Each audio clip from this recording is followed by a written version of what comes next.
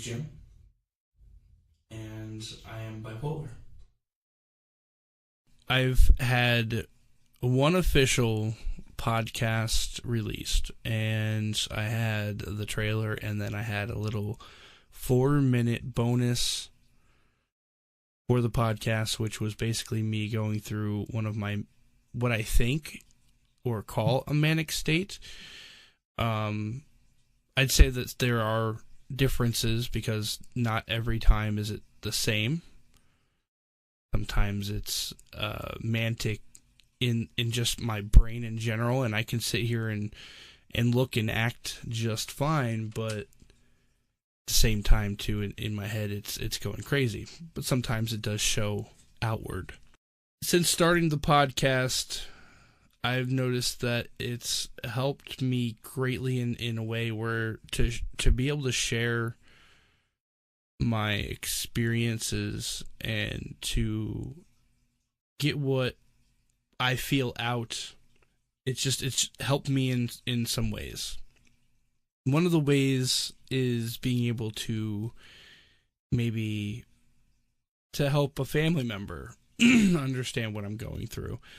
Only one person, as far as I know, in my family really understands, and that's my mother. My mother has bipolar, and that's where the genes come from. And so I think my mom doesn't really fully see things eye to eye with me a lot because two bipolars doesn't make it right. And neither one of us want to really say we were the wrong. So we usually end up in quite a lot of arguments or disagreements, or she texts me something and I just completely go off the deep end because I read it wrong, or I took the meaning of that text message completely out of context. Doing this and being able to release my mind of thoughts, whether it be completely scrambled and I go every which way and I can't stay in a straight line, or I stay in that straight line, either way it's getting out there. It's being released out of me, and hopefully maybe someone else finds it somewhat beneficial to them, because then maybe they don't feel so lonely in this world. I have with me today one of my friends from the past. He's been here, and we just pretty much blink in and out of existence every now and then. But we always seem to come back together, and we tend to have a good time when that happens. And his name is Beastified. And he's the first one to give me really any decent feedback that made me feel moved, if you will. So we're going to talk about that. I don't get feedback right away when I put out a podcast. And it takes all the podcast places that you post a podcast a long time to be able to, I guess, generate the analytics so that you can even tell if anyone out there is really listening in this world. But at least I know one person did. So let's talk about that, Beast, if you don't mind. When you first listened to, let's go back to just the trailer. When I first told you that I was going to do this, I sent you the message. I said, hey, listen to this. I have a trailer for my new podcast. And you listened to that trailer. What did you think of it just based off of that trailer? Try to keep your opinions from the first episode out, just the trailer, if you can remember, that is. Didn't know what to think at first. You didn't know what to think at first, and why is that? We're still understanding it.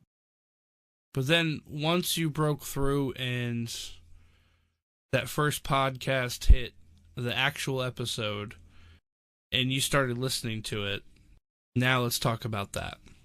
Did something hit home? Did something? No, not really. When you were listening to the podcast, nothing hit home? Or maybe I'm using that figure of speech in the wrong terms. All right, let's just plain and simple boil it down. What'd you think about the podcast then? Let's do that. What'd you think about it? I think it's interesting. You know, it'll get people to realize what bipolar really is. You know, I know there's only 3 there, but when things go down the line, you know, when there's more podcasts uploaded and then people can download, maybe people can realize what bipolar really is. What did you think bipolar was previously? What was your thought on it? Have you ever really heard about it? All the people that I knew, and just friends of mine or friends of friends, bipolar, which is excuse.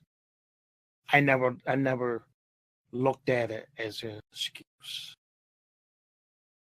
These So, people have well, it could be bipolar, or it could be maybe other diagnostics that maybe okay, they might have bipolar, or it could be other stuff that's doing it as well that maybe they just don't know, you know, and maybe they just need to be diagnosed, you know, and see what maybe causing this and this and this, and then maybe when they find out what's causing it, and then maybe they'll get better. I mean, they might not be better 100%, but you know, when they pinpoint it, you might feel a little better. now there is a bit of a stigmatism on bipolar. There always has been. But like if somebody was to come out to you and straight up say, "Oh, hey, that person's got bipolar." Like, what's your instant reaction? What do you think? Do you follow that stigmatism where people are scared of that type of person? Or did you follow you don't really understand it, so you really didn't have an opinion about it?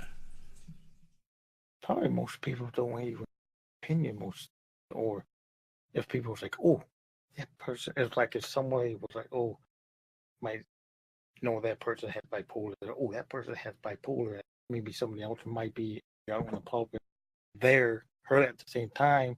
What do they think when you say what's going through their head? You know, it's like when you said that. But you know, I guess you gotta ask them really, or oh, that person has bipolar. That's like I don't know. I mean, I don't want to like No, it's okay because how we're other people out about like maybe well people overweight. It's like they might get that stare, you know, when they go out. Mhm. You know, or when people say, "Oh, bipolar," people like bipolar. It's like, "Ooh, that person has bipolar. What's that?" Or you know, or they might make fun of it, or maybe some type of bipolar. What's that? Then they might get intrigued and oh, look into it. You know, and maybe some people might want to understand it.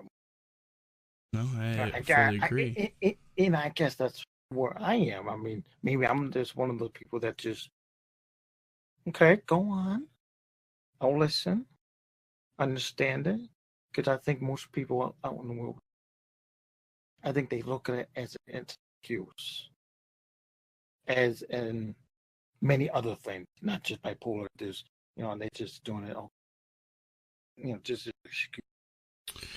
Being Yeah. lazy, I guess, you know, and maybe that's one of the, you know, topic, being lazy.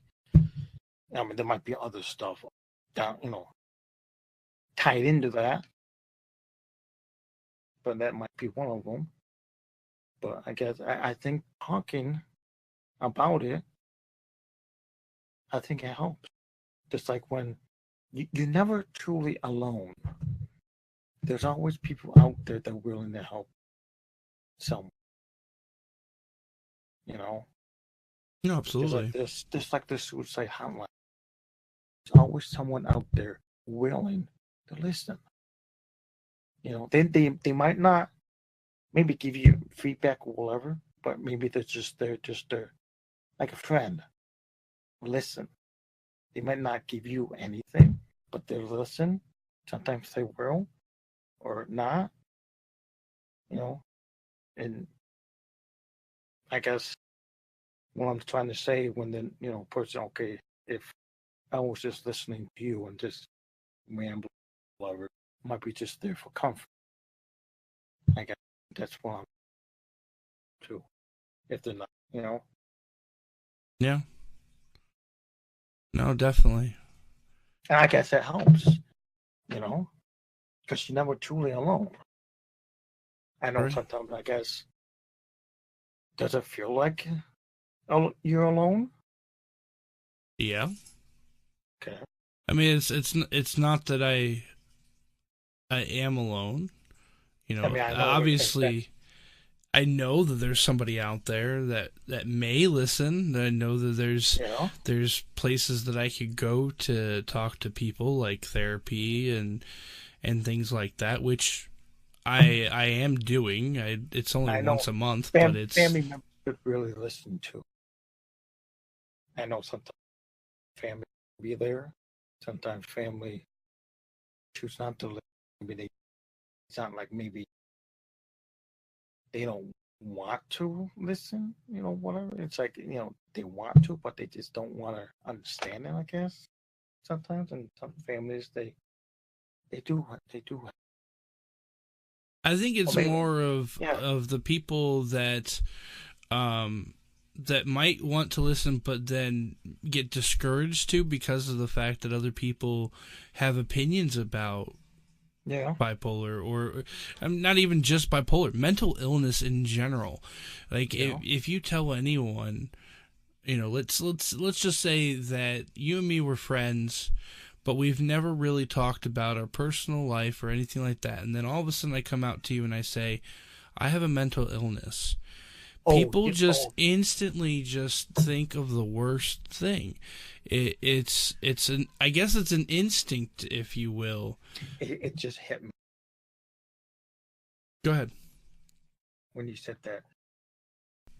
In the beginning, it was like you said, what hit you? What I forgot what you. Go ahead. Yeah. But because see, I have that. I don't know. That's I think where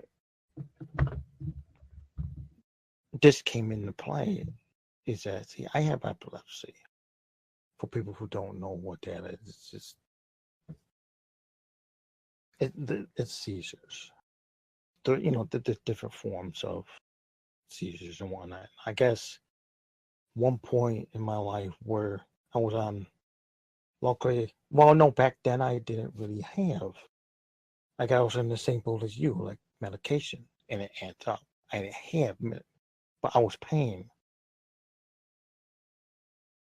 Not the, I guess if I had good enough insurance, if I had it for the brand name or whatever, I probably would have been controlled at that point. But because I wasn't, it's just every 6 months I was having one. And one point in my life, I had it at my school. And it was like, okay, well, school's up, it's fine. But there was one point where we had a pep rally, and Caesar, and it was a senior.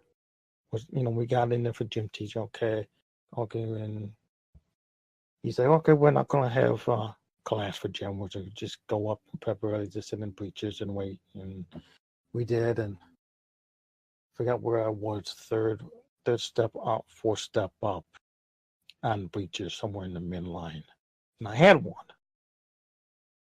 And I guess I fell forward, but you don't know. Mm-hmm. Luckily, the gym teachers went by at the time because if he didn't, I probably would have injured me more. Was that embarrassing? I get it wasn't really during PEP, really. I guess it didn't really start because when I woke up, I was in the nursing station, just laying there, and I can hear like the pep really kind of because where the nursing station was, it was like behind it, and I was like, thank God it wasn't during the pep rally. Mm-hmm. Because if it was, what would the people would think?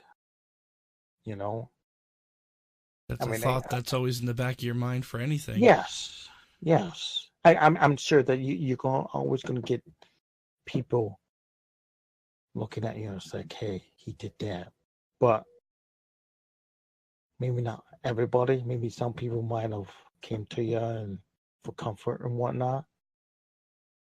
I mean, I know there's always going to be people like that, but there are always going to be people that would, I guess, make fun of you for it, for your Mm-hmm. mental illness. And that, I guess, I don't know. I guess I just don't know the reason why they do that. It's something. I mean, I think it's nature. It's the Yeah, nature of, and excuse me for saying this expression, nature of beast. human beings. It's Yeah. it's the nature of the beast. Um, if you think about it, like if you truly believe, we were ever cavemen, back in the times, Yeah. somebody that was different, somebody that was maybe not like them, they would, shame them. They would look down on them. Yeah. They're a lesser of a being. And if you think about it now, we're not that far from there, where people are still thinking the same way. And we're never going to change that. That's something that's always going to be built into the Yeah. built into the gene pool, if you will. You're always going to have those kids in school that bully someone Yeah. who's been put in special needs classes, or somebody that might be just a little bit slower than another for just learning simple things. That's just how I think it is. But get back to you though. All right, so I mean, it happened to you. It in a public setting. Epilepsy just comes on. It's not something that you can really. It was, but then again, it wasn't. But it could have been. It could have been where. So it could have been. It could have been. Senior, and then you got the junior, and then you got the sophomore and freshman. I mean, that's the whole school right there. If it was, I mean, but then again, it could have been happened to anybody, and I'm sure it probably has. I mean, it could have been school or mall or maybe when you're driving. Thank God. I mean, that's probably the worst thing. But yes, that can happen. Mm-hmm.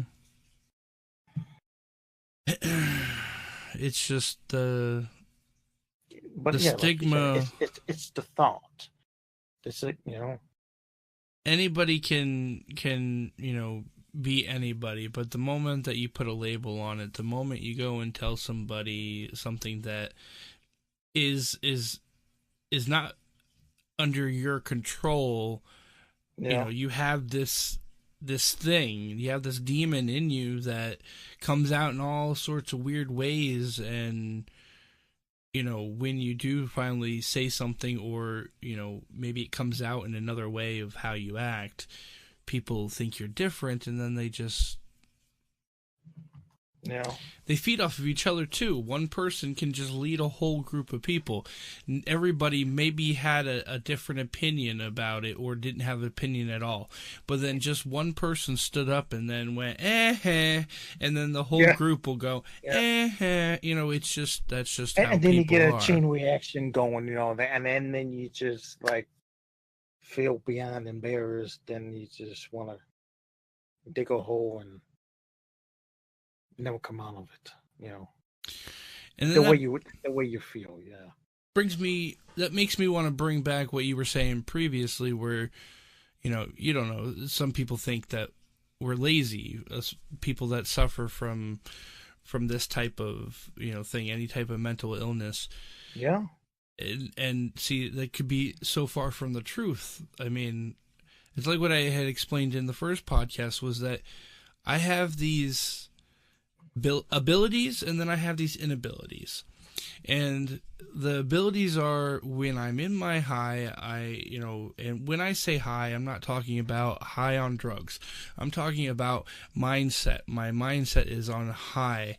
I'm on my manic episode, which basically just means that my brain is filled with endorphins, and I'm able to do all these incredible, amazing things. I'm able to think of all these interesting and creative things to do, and I want to do them.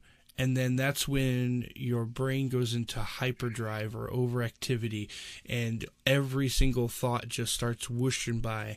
I like to think of ways to explain it in more of a visual sense.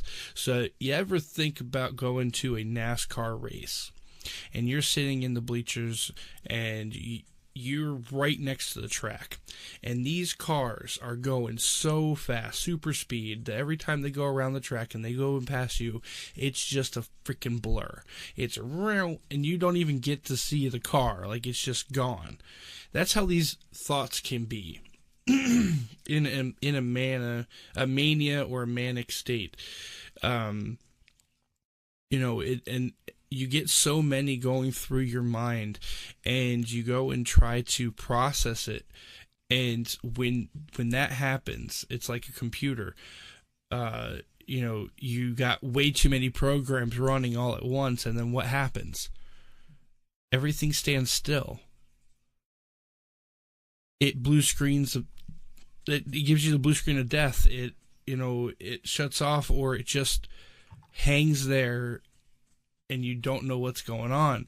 And that's how we can get at the same time. So we can have those really productive, really creative moments, and then all of a sudden, just one thing, one trigger, something happens where everything just comes to a screeching halt. Right? And then that's the point. And that people think that we're lazy, because that screeching halt can do so much, and it can last for so long, and you never know when you're going to dig yourself out of the hole. And while you're in that hole, sometimes it's difficult to crawl out on your own. Sometimes it's even to reach up for that help. Like, say there's a hand reaching down for you to help you up out of this hole. It's sometimes so hard to take your arm and physically reach up and grasp that hand. Sometimes you in your head, you're like, reach up, get that hand, and that arm stays limp to your side.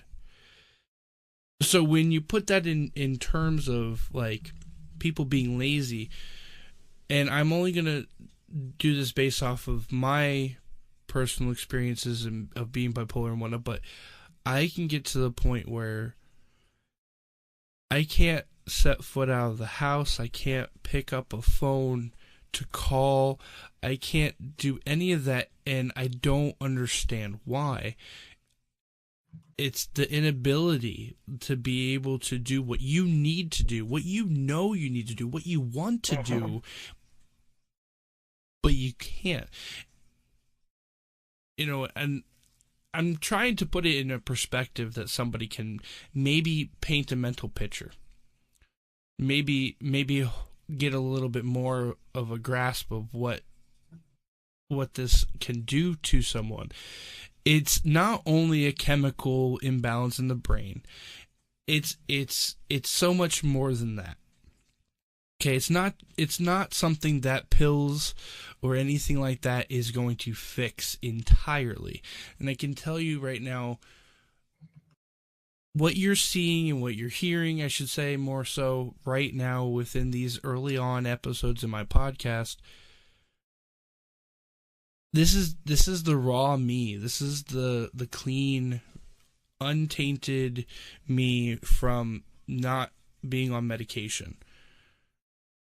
You're going to hear and you're going to notice a drastic change when I do get onto medication. It's not going to be right away. It's going to be gradual. But when I get on it, I can guarantee you can see or hear or notice or however you want to interpret this podcast in your mind, but there is no cure. It's still going to be there. I'm still going to have mania days. I'm still going to have manic days. I'm still going to have depression. I'm still going to have all that. It's just going to be more controlled. It's going to be more subtle, if anything. But it's always going to be there. It's not going away. I watched a documentary, and honest to God, to tell you the truth, like, I've had this since I was 23. I didn't know my mom was bipolar until right around then. Then that's when she opened up to me and said, "Yeah, I'm bipolar. You got it from me." So it's been roughly about like 5 or 6 years, because I'm 29 now. So it's like 6 or 7, maybe 8 years, or no, it's like 5 or 6 years.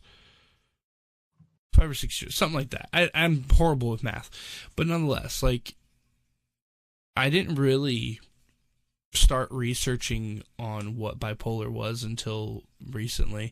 I mean, when I got the diagnosis, I went and looked it up on Google, and I did that type of research really quick, just so I could understand fully what the doctor just called me. But Yeah. at the same time, it didn't sink in. It didn't really, like, I was in denial. Going through all this different medication, I was like, this stuff is shit.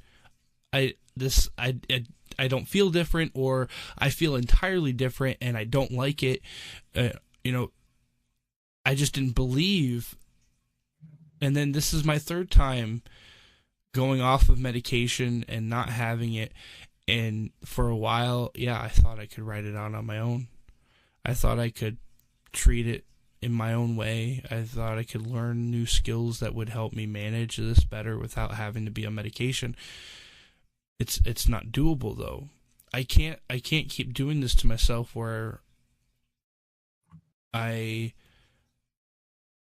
hype myself up. I get myself into a really good place, and I get myself into a really nice job, and I'm really happy with it, and I'm doing good, and then I get depressed, and then everything just comes to a halt, and I ultimately end up always losing that job one way or another, whether it's a fault of my own or if it's a fault to the company that says I'm too much of a liability.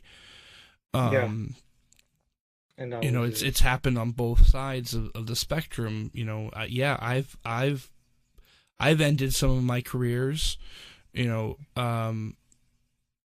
willingly. I mean, I guess if you call listening to your mind and at the same time also saying no, but still doing what you're thinking you need to do.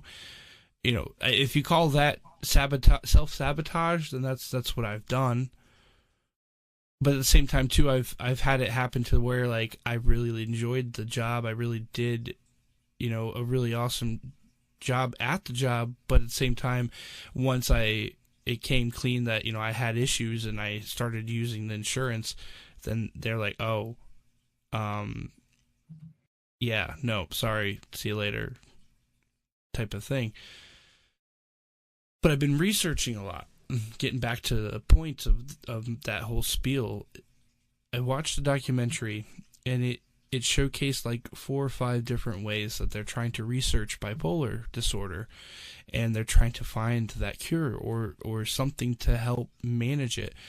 And they talked about, how they used all these different types of medications.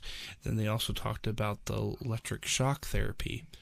Ooh. And they've talked about implanting these chips into our brains, and that way whatever misfiring that's happening in our brain on the highway of the human body, it gets remapped, because obviously it's not being able to go across some sections or something like that. Like, the way they explained it was very scientific, if you will. But in the end, though, out of all of those different things that they've done during the research process, they all said the same thing. It all had the same meaning. It all had the same outcome.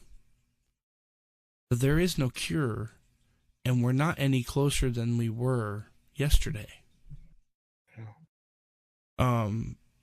There's so many ways to treat bipolar disorder. There's so many ways to treat mental illness in a whole, as a whole, but there is no one right way to do it, and there is no one way that completely cures all. They say 1 in 3 people that go and get put on medication, it actually helps them. It actually suppresses it enough that they don't even feel the effects of bipolar. You would look at that person and you would think there's nothing wrong with them. No.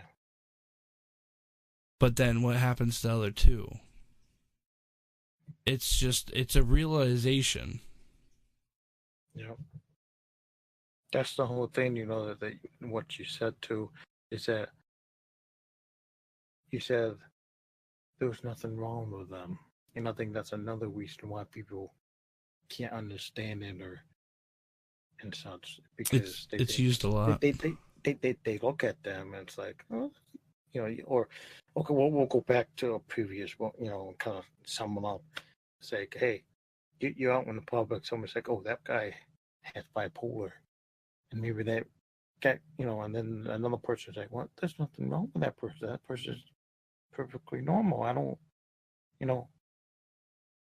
see any signs the person is bipolar or whatnot. And they might be right. I mean, it's like sometimes you don't see it. Sometimes you can. It's anybody that has a disability. It doesn't have to be a disability on the outside. It can be a disability on the inside. And even if you don't look disabled, doesn't mean that person's not some way, shape, or form disabled.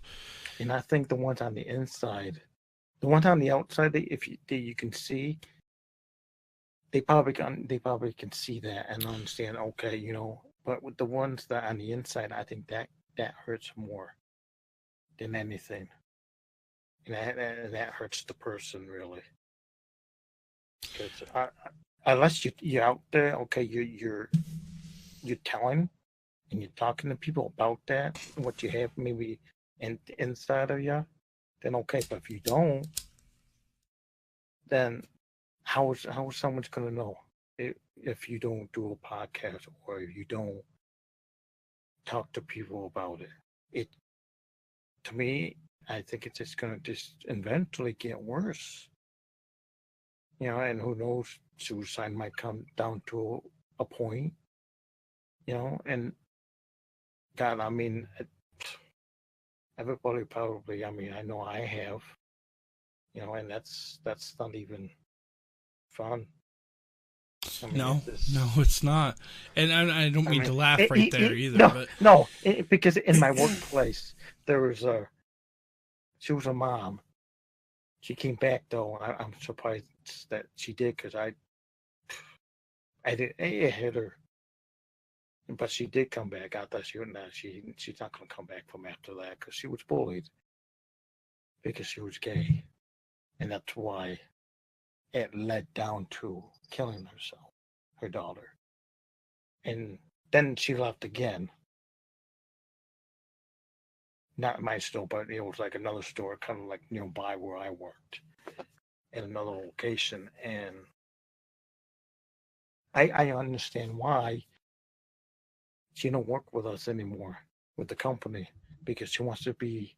Her reason was she wants to be always with her kids, and be with them. And I think that was her reason why, and I understood that.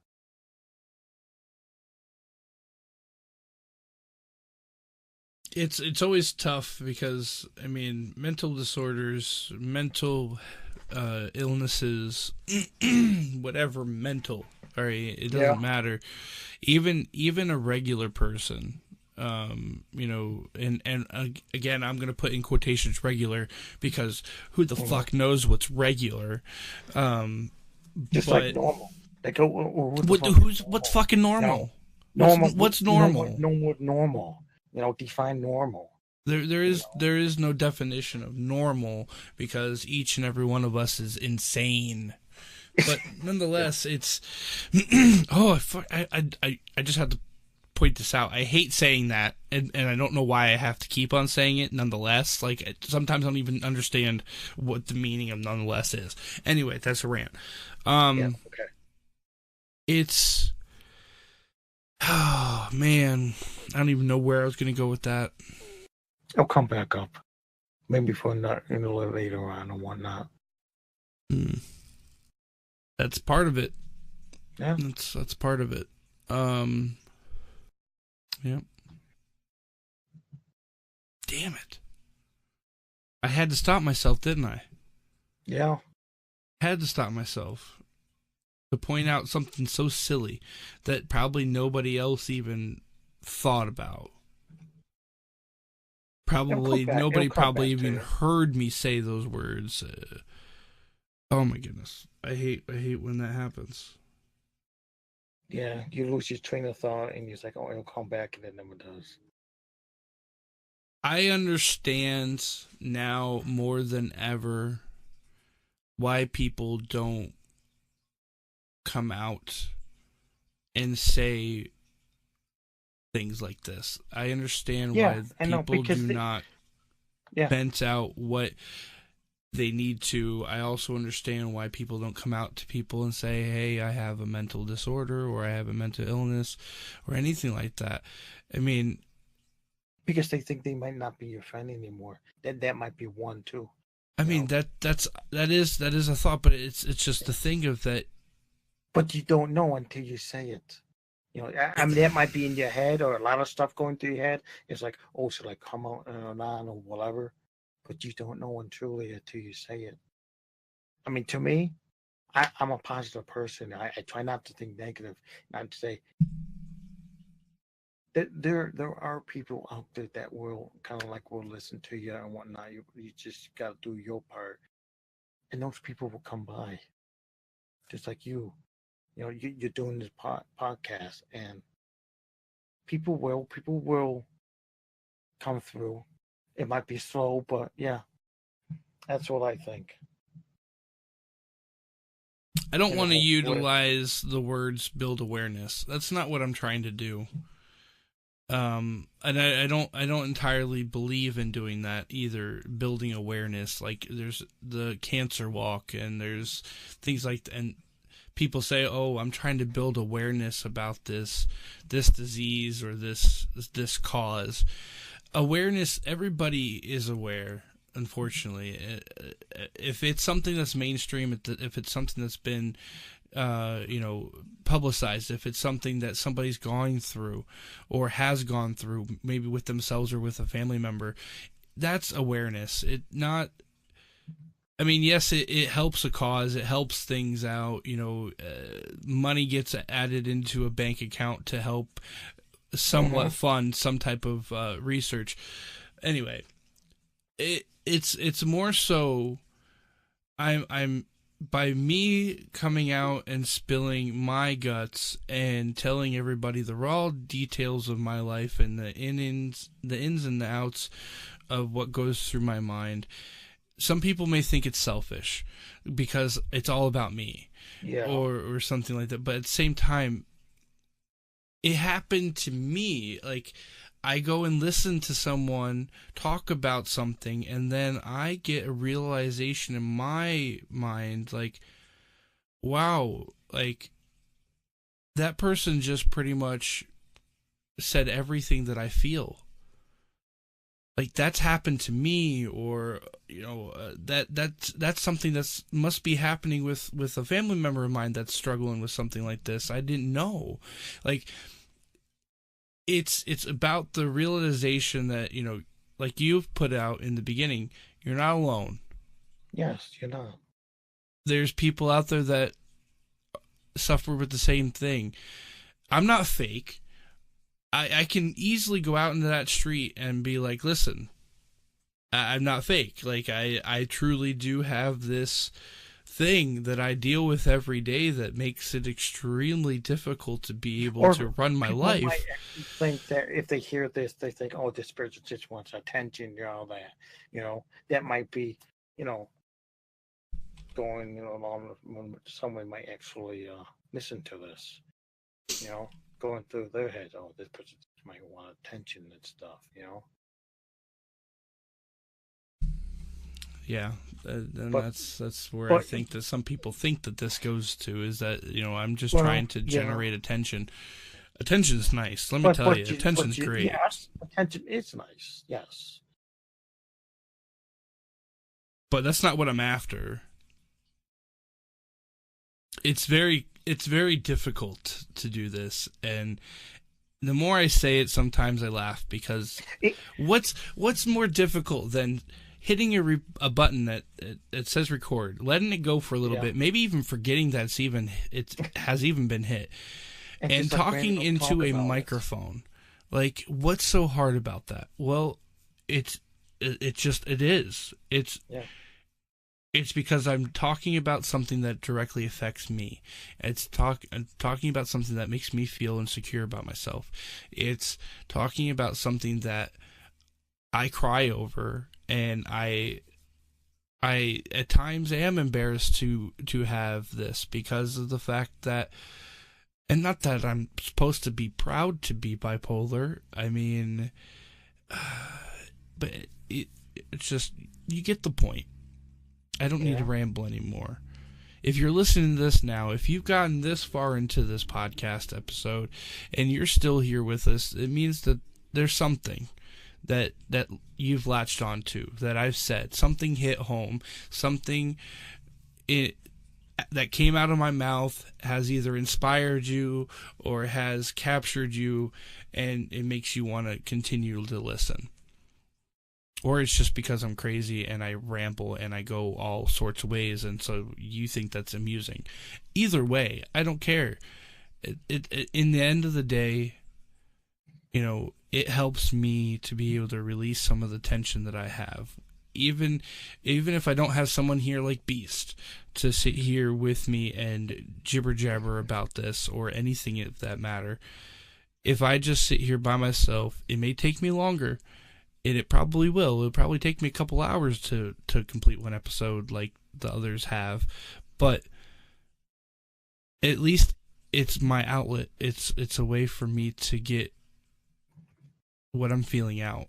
At the end of it, I feel relieved, because then I'm not building it up inside. I'm not keeping it trapped in me and letting it destroy me and eat me alive, which it ultimately would. And to think about going down the dark paths of, the easy way out, of how some people call it, or, however you want to say, suicide. But I mean, eventually it would get there if I didn't have some type of way to manage this in my own way. Not something prescribed to me, not something given to me, but like find my own outlet. It won't get there fast, but slowly in time, it will. Unless you have, it's why you should have people to talk to. Because it's always great to talk with people. It is. Some people, I think some people, can't really do that. And I don't know why. I mean, maybe it's hard at first. And okay, I can understand that. But when you get over that hump, it's easy. It's easy right after that. It's just, you wouldn't even, and you want to talk more with people and get to know them and whatnot. You just got to get over that first hurdle of, I guess, hi, my name is what, and I have a blank, like if you have a mental disorder or mental illness or whatever, and it just goes on from there. You know the intro to my podcast? Did you get what that was? What? That is the sound of a filled room with people. Oh, yes. For a minute there, I thought you were at a restaurant. It's a room filled with people, and I am walking up to a podium, tapping on the microphone, and saying, "Hi, my name is Jim, and I'm bipolar." The hardest thing to do is to get up in front of a bunch of people. Yes. And say what you want to say. In any retrospect, whether it's a mental illness or if it's just a topic that you need to talk about. And I can tell you one thing. He is telling you the truth about that, because I did that one time in school, and it was like, it wasn't a stadium or whatnot. It was like a classroom, but that classroom was full, and you had to like look straight at him, around or whatever, and you had all eyes on you. Some people say, don't think about it. Don't even think. Sometimes I think, don't even think they're there. And sometimes that actually helps. And just say what you got to say and do it. And I think that's a great place to end this podcast episode. Thank you very much for listening to the BipolarPod. If you've reached to this point, you're awesome. And I appreciate you for sticking to the podcast and listening it all the way through. If you want to reach out, say some kind words, or say that, hey, I listened to the podcast and, you want to speak your mind, you can find me on Twitter at the BipolarPod, or you can check out my personal Twitter, which is at OnFire53Gaming. I'm always up for a chat, whether that's in my DMs or that's actually out in the Twitter sphere. You can also check out bipolarpod.space. That is the home of the podcast.